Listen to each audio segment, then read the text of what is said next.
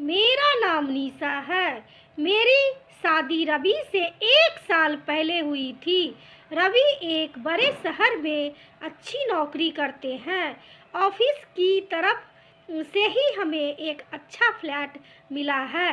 मेरे पति ऐसे बहुत अच्छे हैं, लेकिन अगर मुझसे कोई पूछे तो मैं अपने पति की एक आदत को बदलना चाहूँगी। उनमें से थोड़ा ईगो आ गया है। अपने से छोटे से कभी कभी वे अच्छे से बात नहीं करते।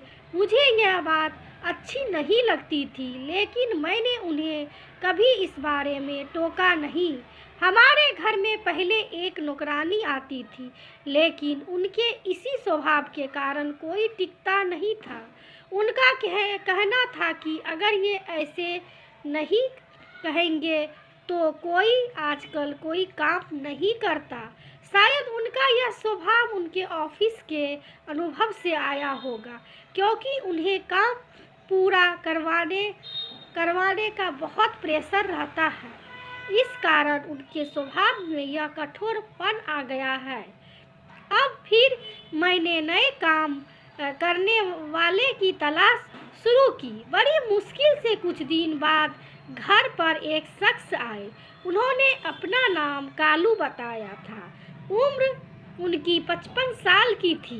उन्होंने कहा कि उन्हें कहीं से पता चला है यहाँ काम है। मैंने पूछा किसने बताया। वह बोले कि अभी उनका नाम याद नहीं आ रहा है। मैंने कहा कि आप खाना बना लेंगे। उन्होंने कहा कि हाँ, मैं अच्छा खाना बनाता हूँ, आपको कोई परेशानी नहीं होगी। शुरुआत में मेरा मन नहीं माना, क्योंकि वे किसी की पहचान से नहीं आए थे। लेकिन फिर मैंने सोचा कि शाम को उनसे मिलवा देती हूँ।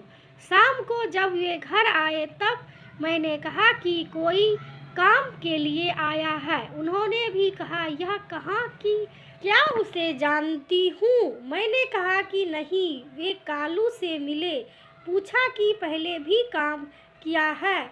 वह बोला हाँ साहब।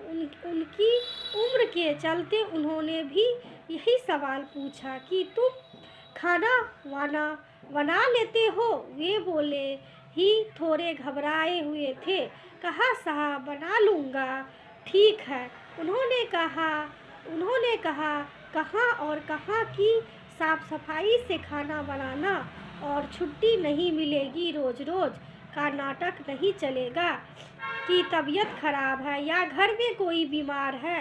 यह सब बातों का ध्यान रखना। अभी खाना बना कर दिखाओ, पसंद आया तो से तुम्हारी नौकरी पक्की होगी। इतना सब मेरे पति से सुनने के बाद मैंने सोचा कि वे कुछ बोलेंगे, लेकिन उन्होंने सिर्फ इतना कहा कि हाँ साहब। मुझे उन्होंने उस पर ध्यान रखने को कहा और खाना बना रहे थे, काम अच्छे से कर रहे थे। लग रहा था कि उन्हें पहले भी इसका अनुभव था। खाना बनाकर तैयार हो गया था। उन्होंने खाना टेबल पे लगाया। मेरे पति ने और मैंने दोनों ने खाना खाया। मुझे खाना अच्छा लगा और मेरे पति के चेहरे से भी मुझे लग रहा था कि उन्हें भी खाना बहुत पसंद है, लेकिन उनकी आदत के अनुसार उन्हें कुछ कहा नहीं। उन्होंने कहा कि खाना ठीक है, कल से आना, लेकिन ध्यान रहे कि खाना इससे खराब ना बने। इससे अच्छा बना सको तो अच्छा। इतना सुनकर उनके चेहरे पर खुशी दिखाई दी। अगली सुबह से वे घर आने लगे। ज़्यादा बातें तो वह करते नहीं थे, कम बोलते थे, सिर्फ अपना काम करते थे। मेरे पति ने मुझे समझाया था कि नज़र रखना और अपना ध्यान रखना। उन्हें देखने से तो ऐसा नहीं लग रहा था, लेकिन उन्होंने कहा कि देखने से पता नहीं चलता। तुम कुछ दिन तक इसकी जानकारी भी निकलवा लेना। कहाँ है? मुझे भी उनकी बात सही लगी, क्योंकि वे ऐसे ही अचानक मेरे घर में आ गए थे और कहा था कि किसी से पता चला है। उनकी उम्र देखकर मैंने उन्हें रख लिया था। मैंने उनसे उनकी पहचान पत्र मंगवाया था, उन्होंने लाकर दे दिया था। 1 से 2 दिन में मुझे लगा कि ठीक ही है। करीब 5 दिन काम करने के बाद उन्होंने मुझसे एक दिन कहा कि मैडम, थोड़े पैसे एडवांस मिल जाते तो अच्छा होता, मुझे ज़रूरत है। मैंने उनकी बातें सुनी और उस समय के मैंने भी अपने पति की तरह सोचा और उन्हें कहा कि नहीं, अभी नहीं मिलेंगे। आपको पहले ही उन्होंने सारी बात बताई थी और मैं साहब से पूछूंगी। ऐसा कहकर मैंने उनकी बात टाल दी। रवि अगले दिन कहते हैं कि उनके ऑफिस के कुछ दोस्त घर पर शाम को खाना खाने आने वाले हैं। उन्होंने कालू से कहा कि उनके दोस्त के लिए कल स्पेशल खाना बनाना होगा। उन्होंने कहा, ठीक है साहब। शाम उनके दोस्त और उनकी फैमिली भी घर आए। 3 दोस्त के साथ उनकी पत्नी और बच्चे भी थे। खाना में 4 से 5 तरह के पकवान बनाए थे। सबने खाना खाने के बाद हम सब बैठे बात कर रहे थे। कालू अपना काम खत्म करके जाने की तैयारी कर रहे थे। तभी उनके एक दोस्त का मोबाइल नहीं मिल रहा था। मोबाइल महंगा था, साथ ही उसमें ऑफिस के ज़रूरी नंबर और मैसेज भी थे, इसलिए वे थोड़ा सा परेशान हुए। सभी जगह ढूंढ लिया, बच्चे से भी पूछा लेकिन नहीं मिला। फ़ोन लगाने पर फ़ोन भी नहीं लग रहा था। हम सब मिलकर मोबाइल ढूंढ रहे थे कि कालू किचन में से आए और कहा कि मैडम, मैं चलता हूँ। आज उनके हाथ में एक छोटा सा बैग था। उनके इतने कहने पर मेरे पति ने कहा, रुको, मोबाइल जो तुमने चुराया है वापस दो। उन्होंने जब यह सुना तो कहा कि साहब, आप क्या बोल रहे हैं? चोरी? यह तो मैं सपने में भी नहीं सोच सकता। मेरे पति ने कहा कि ठीक है, फिर तलाशी दो और चले जाना। यह सुनकर उन्होंने कहा, नहीं, मैंने जब चोरी नहीं की तो तलाशी क्यों दूं? मेरे पति बोले कि जब चोरी नहीं की तो तलाशी से क्यों डर रहे हो? इतना कहकर वे उनके पास गए और उनके हाथ में जो बैग था उसे लेने लगे। कालू ने बैग पकड़ाया और कहा कि साहब, छोड़ दीजिए, इसमें मोबाइल नहीं है।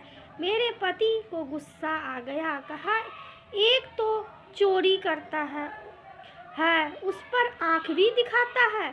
छोड़ बैग। उन्होंने उसका बैग छीना और उसकी तलाशी ली। उसमें मोबाइल नहीं था बल्कि खाना था। मेरे पति बोले, तुम खाना चोरी करके ले जा रहे थे? कालू की आंखों से अब आंसू आने लगे।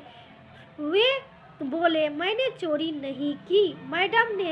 मैडम ने कहा था खाना खा कर जाऊं, तो यह मेरे हिस्से का खाना है, मेरे पोते के लिए। उसने बहुत दिन हो गए थे अच्छा खाना नहीं खाया।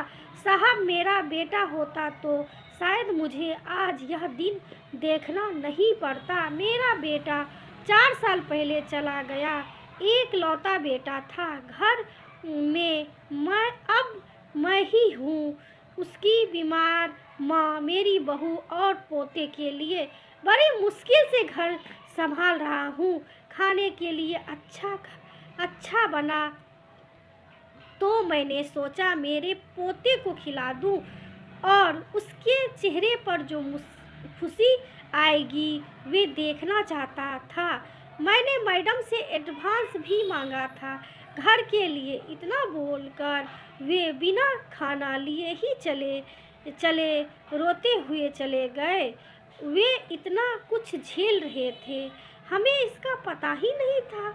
और आजकल की दुनिया ऐसी ही हो गई है। कुछ बुरा होने का हमें इतना डर है कि हमें अच्छाई भी दिखाई नहीं देती। इसमें हमारा भी कसूर नहीं। उनके जाने के बाद मोबाइल का भी पता चल गया।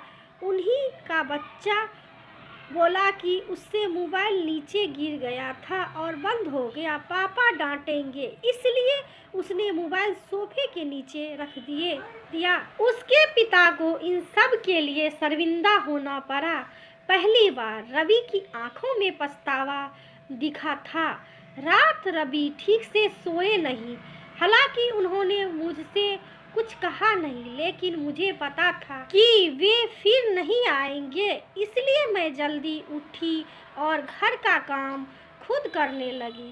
थोड़ी देर बाद जब दरवाजे की बेल बजी और मैंने खोला तो सामने वही थे। चुपचाप वे अंदर आकर अपना काम करने लगे। मैंने बोला, मैंने सोचा को शायद आप नहीं आओगे। वे बोले, मैंने भी सोचा था, लेकिन मैडम घर पर खाना नहीं हो तो आना ही पड़ता है। रवि ने उन्हें देखा तो जैसे उनकी कुछ शांति मिली। उन्होंने 10,000 रुपये उन्हें दिए और कहा कि कल रात के लिए उन्हें माफ़ कर दे।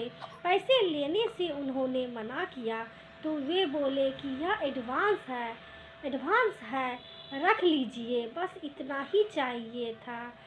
कालू को थोड़ा सा कोई प्यार से बोल दे और थोड़े से पैसे। अच्छा लगा मुझे भी मेरे पति का यह बदला रूप देखकर। कठोर वे ऊपर से वे भी उन्हें बनना पड़ता है, अंदर उनके भी एक नरम दिल इंसान ही है।